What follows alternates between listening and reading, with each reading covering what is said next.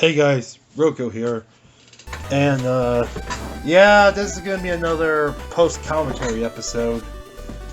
Yeah, I didn't think this would happen again, but yeah, I had another bad recording. But anyway, today is basically just gonna be an episode of me, just screwing around. By the way, this is one of the few hideouts in the game where you can be attacked by enemies. Which makes me question why this was a hideout to begin with, instead of maybe another area of its own. And okay, we can see a few, what looks like bottles or in cans of what I'm gonna guess is alcohol, probably. Not sure why those are there, unless somebody's been living there, but then again, there is a sleeping bag, so it seems like someone was probably living in that area. But anyway. And yeah, I saved the game, basically, and this is something I addressed. Oh yeah, one thing I addressed here is that this section basically kind of sucks, because because the game doesn't do platforming very well, basically. Now, there were some times where the platforming was actually not bad in terms of being part of the level design, but that one area we just left, and I go back to right about now. Alright, there you go, me. It can be a pain in the ass because of the area collision, or I guess and as you can see, even these enemies cannot deal with this area because of somewhat poor collision, basically. Granted, I somehow managed to not fall off that one. Managed not to fall off another, and I got a book. And yeah, I had a bit of a big reaction to getting that book because of how much of a pain in the ass it is to actually get that book. And then I start screwing up the jumps, which I didn't give a flying fill in the rest there, because I got the item I wanted, and you get to keep the item even if you die. Which led back to this area. I beat up these enemies again. And yeah, as you can see, if you make enemies collide into each other, they will cause each other to be bounced around. It's kind of interesting, actually, how that works. Though it doesn't always happen.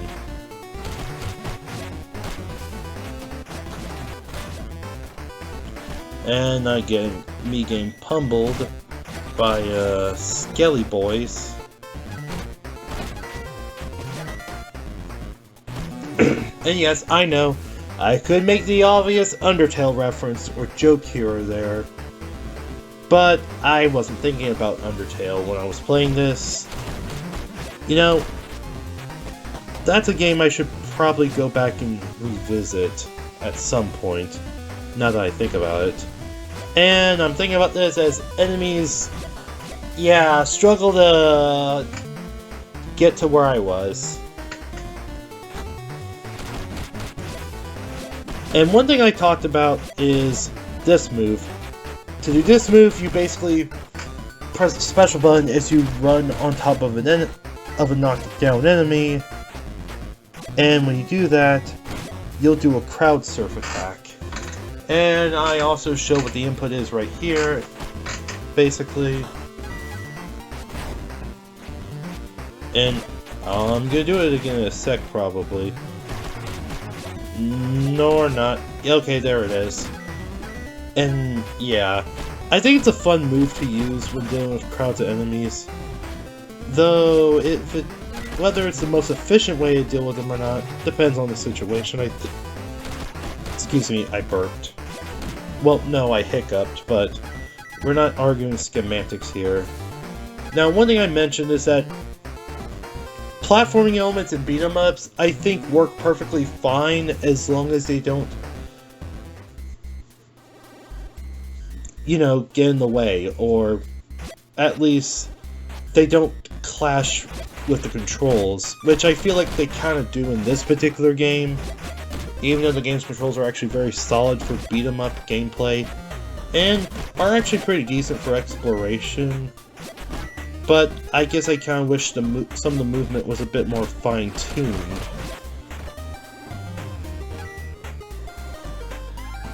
Basically. Or at least it was a bit easier to tell where you were about to land based on your shadow. And then I go to the pawn shop to buy a glaive, which is basically a bladed wheel thingy, and you need the item to... Now, this is not something I'm probably going to be able to do during the Let's Play anyway, now that I think about it, so I might as well tell you what it is. You need to bring the item to that garden wall looking place in the neighborhood, and a zombie will show up. You beat the zombie up, and you get a new character in the battle mode. And these items you can see right here. I actually named each item here, but basically these are all references to various elements of the Newgrounds website. Like Blam Juice basically was a reference to how you could blam something to give it a bad rating, which is basically say it sucks. And Pico or Pico or Pico or however you want to say it was considered a bit of a mascot, or at least was considered a Newgrounds original character, basically. And was considered a mascot to some. Like, he was considered a mascot to Newgrounds if you weren't talking about the tank dude, basically. And yeah, that sort of rising sun-ish looking logo, or I guess pattern, is synonymous with Newgrounds, basically, because, well, what's interesting is I don't exactly remember the reason why they chose that pattern specifically, but anyway, that was the place where people like Egoraptor, you know, Aaron Hansen, let's see, Serpello, and people like Joltoid got their start. A couple others also got their start on Newgrounds, basically. And a notable series for games to star on Newgrounds include games like... Let me try and remember. As you watch me kick the crap out of these idiots and own these fools on the basketball field. Oh, we were supposed to be playing basketball? Whoops. Okay, me. Let's get our butts out of here before we get kicked out of the basketball court. And yeah, I called it a basketball field during the original recording. For whatever reason, I don't really remember why I made that screw up, basically. But then again, I think I did mention earlier in the episode that I would probably mess up some names for some reason because my brain wasn't 100% working today. Well, not today, but tonight specifically. But anyway, I decided to screw around some more. And, okay, I thought about it. And, series like Alien Humanoid, or Humanoid, I can't remember how you pronounce. I think it's Humanoid, Alien Humanoid. No, Alien Humanoid. Stuff like, No Time to Explain. And, stuff like, if I remember right, some variation, or at least characters of Castle Crashers got their start on Newgrounds, basically, but then the people that made those games and characters ended up creating their own company, Behemoth, and now we got games, and well, after that, we ended up getting games like Castle Crashers, games like Alien Humanoid. Yeah, I know I keep pronouncing it weird ways. I think it's Hominoid actually, but I keep pronouncing it weird just for the fun of it, really. Now, I'm not trying to piss anyone off, I'm just trying to have some fun with pronunciations here. But anyway, there's also a more recent game of theirs called Pit People, and by the way, there's a remastered version of... And I just went fighting game on that luchador's ass and anti-aired the crap out of him with a Shoryuken, which is something I did point out. But most enemies don't do a lot of mid-air dive attacks, though, in this game, if I remember right. So, now for the ones that do, that would be a useful technique, but oh yeah, I got super pissed off when I couldn't find that specific item that I wanted at the pawn shop. I got a little pissed off. And I kind of complained about that a bit, so I just walked out, and then I went to the dojo to see if I could go ahead and get the Bearded Dragon EX move. And yeah, I already showed you what the Bearded Dragon was. And if you know what Street Fighter is like, it's kind of obvious that the Bearded Dragon EX isn't basically a stronger version of the standard Bearded Dragon, kind of like a Super Shoryuken, or super move version of the Shoryuken, basically. It even has the flame effect, basically, that Ken's heavy Shoryuken tends to have in most Street Fighter games. That was after early versions of Street Fighter 2, by the way, in terms of when that started happening. But anyway.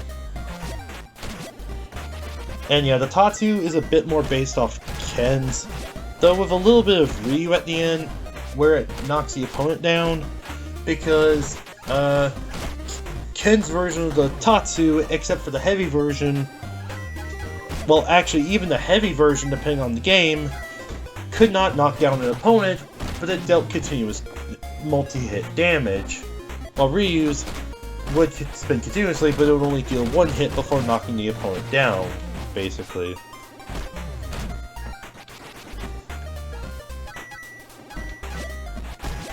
That's a little bit of Street Fighter trivia for you, and how it relates to River City Underground. Because, again, Glen is basically a parody of Shoto characters.